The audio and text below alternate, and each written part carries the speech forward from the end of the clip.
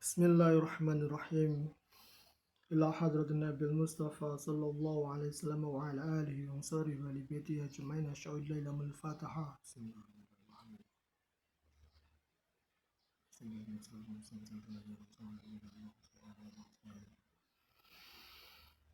Wa ila Imam Abi Hamid Al-Ghazali li kitabi Ulumuddin lahu al-Fatihah.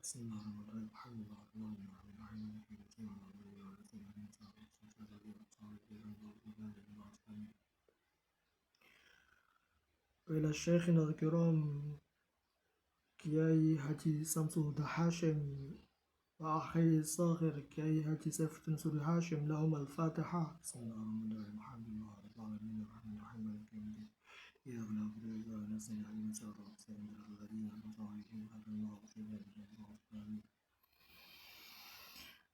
Hayula sendiri sesungguhnya adalah satu perhitungan hermeneutik dari Mulosodro, di mana kemudian hayula itu diambil dari peradaban Yunani atau peradaban Eropa sebelum mereka menjadi modern seperti yang sekarang ini. Jadi hayula sendiri dia menyebar dalam performa awalnya dari Yunani sana, yang mana kemudian dia menjadi patokan yang masuk ke dalam pemikiran Mulosodro itu sendiri, sehingga hal itu tentu memantik ke perdebatan pada ujungnya bahwa apakah sedemikian itu menjadi boleh ataukah bagaimana hal itu kemudian menjadi dibolehkan sama sekali. Di luar itu, maka haile atau hayula sendiri dari perhitungan Eropa yang modern, dia terhermeneutikkan menjadi salah satu unsur kimia di nomor 2, yaitu menjadi helium secara hermeneutik, dengan mana kemudian helium sendiri menjadi sifat-sifat yang termaterialismekan dari hayula itu sendiri dalam bahasa Mulosodro. Apakah kemudian Arab itu mereka tidak menyadari hal itu sama sekali? Arab menyadari hal itu, dan kemudian Arab sendiri juga memiliki hermeneutika dari hayula yang kemudian dibawakan oleh Mulosodro dalam bentuk halimun insyaallah atau kedermawanan. Jadi Yunani menjadi 3 bahasa. Yang pertama, bahasa Eropa modern menjadi helium, bahasa Arab menjadi halim, dan bahasa Mulosodro menjadi hayula. Jadi bangsa Yunani ini, maksud saya bahasa Yunani kuno ini, bahasa para filsuf di zaman Socrates atau Plato atau Aristoteles ini kemudian diwacanakan ulang menjadi dalam 3 bentuk bahasa. Helium dalam bahasa Eropa, dia adalah nomor unsur 2, unsur kimia 2. Halim dalam bahasa Arab, dia berarti kedermawanan, dan kemudian hayula sebagai kemendasaran wujud yang kemudian digadang-gadang atau dipikirkan oleh Mulosodro sebagai pembentuk daripada cikal bakal daripada uzlah atau silat yang kemudian kita coba filologikan plus vis-a-vis hermeneutikan ulang lagi.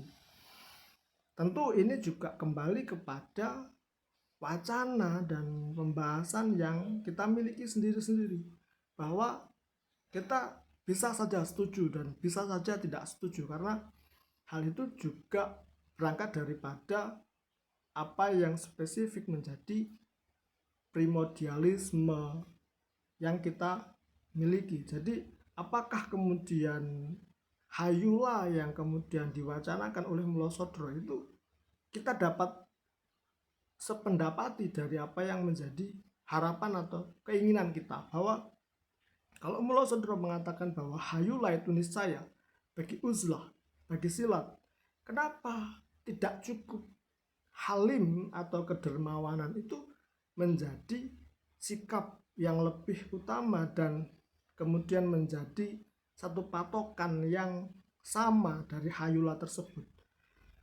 Kalau kita ingin mengatakan bahwa silat sudah sedemikian berbeda, tetapi kita juga punya bahasa sendiri, bahasa Arab yang lebih baik daripada bahasanya Mula Sodro, tentu kita juga boleh mengatakan begitu dan kita boleh bersikap seperti itu. Karena kata halim sendiri juga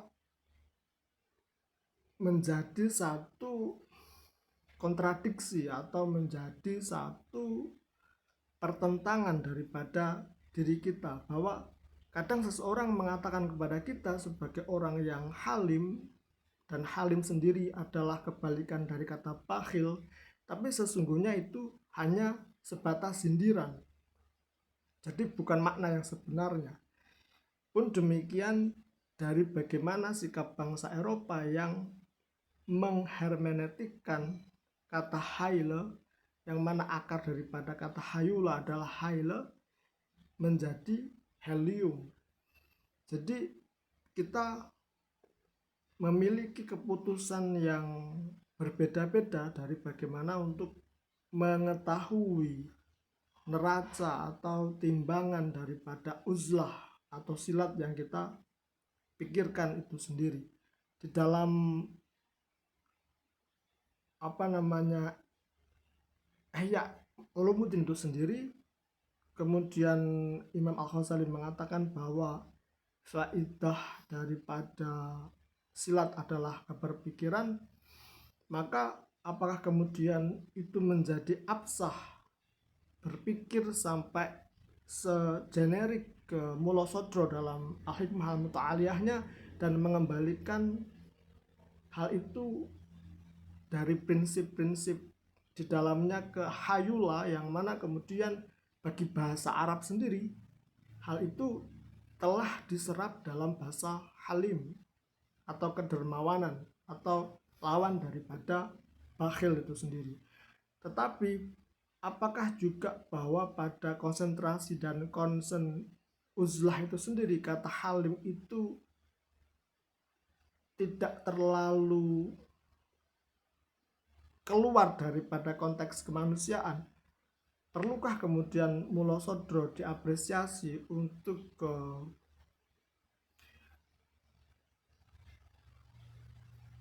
bagaimana dia menemukan kata hayula itu sendiri, ataukah kemudian Mula Sodro akan dihujat sejauh mana kemudian Mula Sodro mungkin memiliki satu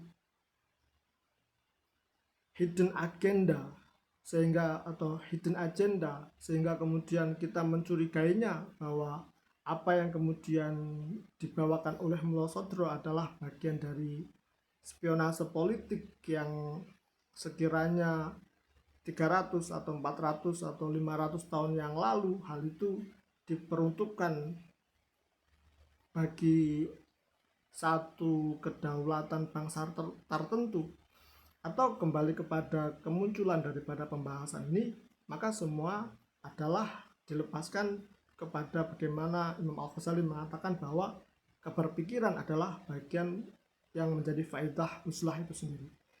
Kiranya demikian dulu yang dapat saya sampaikan pada pertemuan kali ini. Mohon maaf jika ada kesalahan. Wabillahi taufiq wal hidayah wal inayah.